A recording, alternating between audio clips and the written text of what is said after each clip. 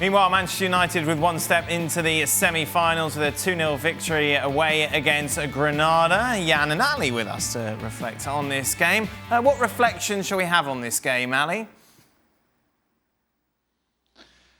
What happened is what should have happened. Manchester United should be a far superior team to Granada.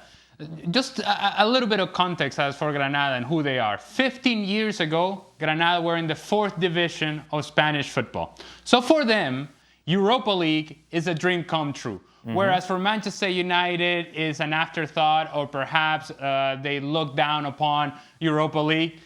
This for Granada is sort of, well, we've done it. We've achieved something incredible.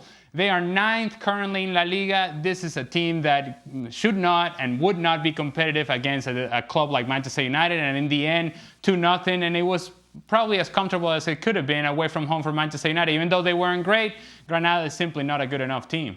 No, United far from their best and maybe lucky to get that late penalty, Jan. Yeah, they did a professional job. They went to Spain, got that result that they needed.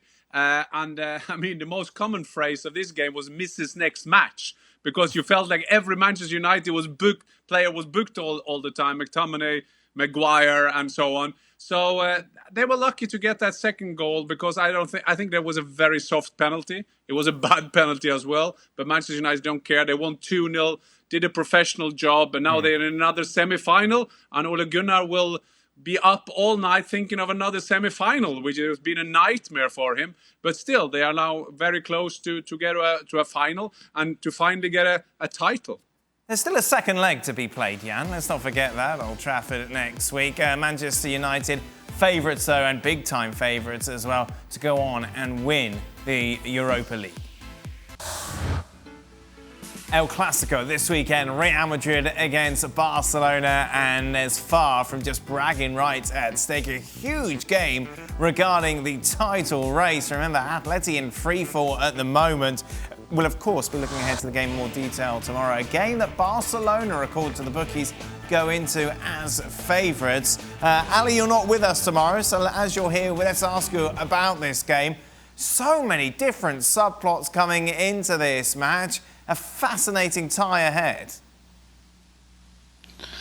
Yes, sir. Indeed, it will be. And let's not forget the perspective of Atletico Madrid, who are sitting on the sidelines with pom-poms, cheering hard, and I mean really hard, for a draw. And in worst case scenario, for Real Madrid to win instead of Barcelona.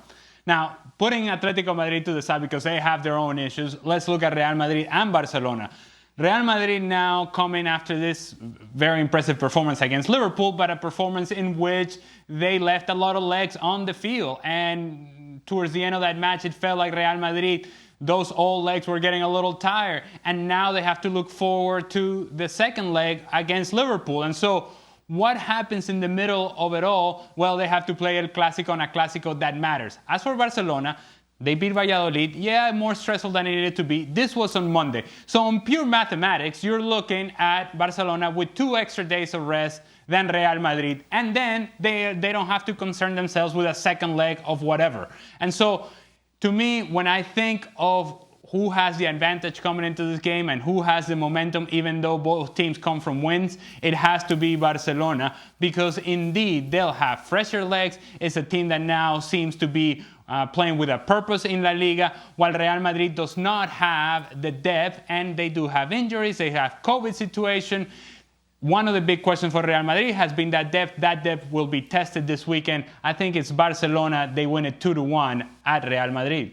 Ali Moreno, thank you very much. Of course, we'll be looking ahead to this game in much more detail on tomorrow's show. Be sure to join us. Well, thank you very much for watching ESPN on YouTube. For more sports highlights and analysis, be sure to download the ESPN app. And for live streaming, premium content, and let's not forget as well, ESPN FC 7 days a week. Subscribe to ESPN Plus.